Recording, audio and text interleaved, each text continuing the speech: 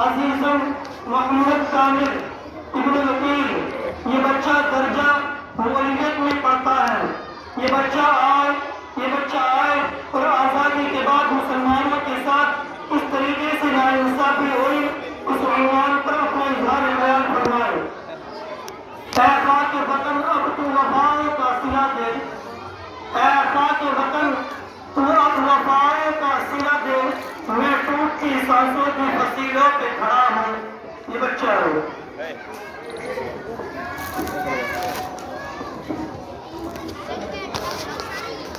بسم اللہ الرحمن الرحیم، الحمد للہ وکفی وسلام علی عبادہ الذین اصطفی، اما بعد اعوذ باللہ من الشیطان الرجیم، بسم اللہ الرحمن الرحیم، أَوَأَمِنَ أَهْلُ الْقُرَىٰ أَن يَأْتِيَهُم بَأْسُنَا ضُحًى وَهُمْ يَلْعَبُونَ۔ صدق اللہ العظیم۔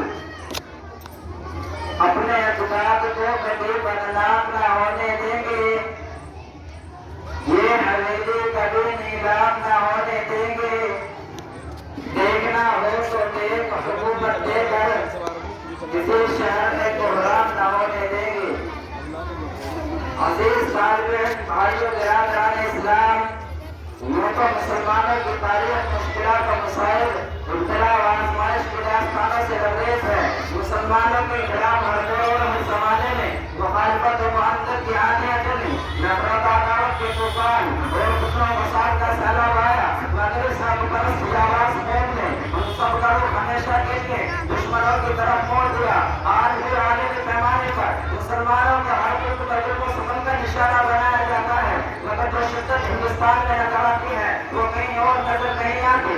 یہاں مسلمانوں کے خلاف نفرت و عداوت، ظلم و ستم، مسائل و عذاب کا سلسلہ آزادی کے بعد سے جاری ہے۔ جن مسلمانوں نے تحریک آزادی میں اپنے لہو سے مال رتن کی پیاس بجھائی، جن کی گلبن پھانسی کے پتوں پر آزادی کا نعرہ بلند کیا، جن مسلمانوں نے اپنے 700 سالہ تاریخ میں ہندوستان کو دولت و شہرت سے مالامال کر دیا تھا، جن مسلمانوں نے ہندوستان میں اتحاد و اتفاق کا چمن بنایا تھا، ہندو مسلم ایکتا کا چراغ روشن کیا تھا، انہیں تو آج غدار وطن کہا جاتا ہے، ان کو فسادات کے آگ میں جھونک دیا جاتا ہے اور بے گناہ مسلمانوں کو سلاخوں کے پیچھے ڈال دیا جاتا ہے، دہشت گردی کا الزام تھوپا جاتا ہے۔ میں کہتا ہوں کہ آتنکواد اور دہشت گرد وہ ہے جس نے مسلمانوں کا قتل عام کیا، دہشت گرد وہ ہے جو مسلمانوں کے عزت سے کھلواڑ کرتا ہے، آتنکوادی اور ڈاکو وہ ہے جو مسلمانوں کے حقوق کو پامال کرتا ہے، دہشت گرد تو وہ ہے جس نے ملک کے نافذ کیے ہوئے آئین اور قانون کو توڑ کر فساد کا طوفان کھڑا کیا۔ کیا ملا ہمیں آزادی کے بعد؟ گجرات کے چلتے ہوئے مکانات، امرتسر کے چلتے جمارات، جمشید پور کے چلتے اطرف تلاشیں، حیدرآباد کے پورے سے مظفر نگر کا دل دہلانے والا عام تھا، اور بابری مسجد کی شہادت اور ستم والا ستم یہ ہوا کہ ہمیں غیر ملکی کہہ کر ملک بدل کرنے کی کوشش کی جاتی ہے۔ ارے یاد کرو اس وقت کو جب تم انگریز کے چوکیاں صاف کر رہے تھے اور تمہارے قدم میں پڑا ہوا تھا اور یہ ملک ہندوستان آزادی کے لیے ترس رہا تھا، تو اس وقت اس ملک کی گود میں پرورش پانے والا کوئی مائی کلال اتنی جرأت نہیں کر سکتا تھا جو انگریز کی حکومت کو نکال سکے اور دنیا کی سپر پاور طاقت کا مقابلہ کرنے کے لیے آواز اٹھا سکے۔ دیکھا ہماری بے باکی کو سب سے پہلے جس نے آواز اٹھائی تھی وہ شیر انسان، انسانیت کا مسیحا شاہ اللہ کا فرزند شاہ عبدالعزیز ملے تو تجھے شاہ عبدالعزیز کی آواز کیا تھی؟ پیسے ملے تو تجھے انگریز کے خلاف جہاد کرنا چاہیے اور ملک ہندوستان کو انگریز سے آزاد کرایا جائے۔ شاہ عبدالعزیز کا یہ فتویٰ انگریز کے لیے خطرناک پیغام تھا جس نے انگریز کو بے چین کر دیا تھا۔ اسی آواز کے سہارے علماء ہند اور خاص طور سے علماء دیوبند سر پر کفن باندھ کر انگریز کی حکومت کو ختم کرنے کے لیے میدان میں نکل پڑے۔ تاریخ میں دیکھا کہ علماء کو توپ کے منہ پر باندھ کر گول عذاب دیا گیا، رب کے قسم علماء کرام کے گوشت کے منہ سے اڑ گئے اور خدائے آسمان میں دل سے رنگین ہو گئے۔ یہ بھی ہوا کہ علماء کرام کے جسموں کو تانے سے کاٹ دیا گیا اور علماء کرام کے جسموں کو سواروں کی کھالوں میں بند کر کے چلتے ہوئے کمروں میں ڈالا گیا۔ جماعت تاریخ نے یہ بھی دیکھا کہ علماء کو ہاتھوں پر کھڑا کر کے درختوں سے باندھ کر ہاتھوں کو چلا دیا گیا۔ لاہور کے شاہی مسجد کے صحن میں انگریز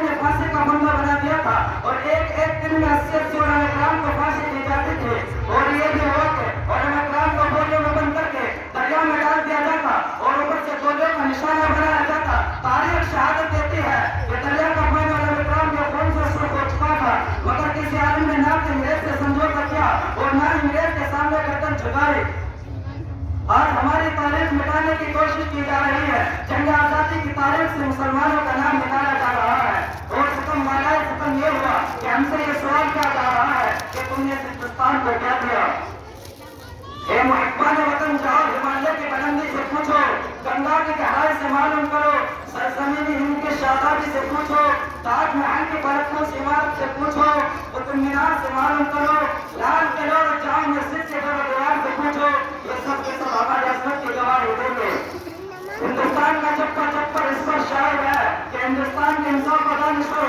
अगर बतलाओ कि हिंदुस्तान को कुतुब मीनार की बुलंदी किसने दी, जामा मस्जिद की फर्श पर इमारत किसने दी, लाल किले की आजमत किसने दी, ताजमहल की राना किसने आजाद की। ये अहले दिलों बतलाएंगे क्या हमने दिया है आलम को। और अगर मुसलमानों की तारीफ के बिखरे औरत के फिक्र नहीं, बल्कि कुर्सी नशीन हुक्मरानों की भी यही शहादत है कि हमेशा इस आजाद हिंदुस्तान में मुसलमानों पर मसाइल में जमहूरियत का मजाक उड़ाया गया और मुसलमानों को उनके हकूक से महरूम किया गया है। हर मैदान में मुसलमानों को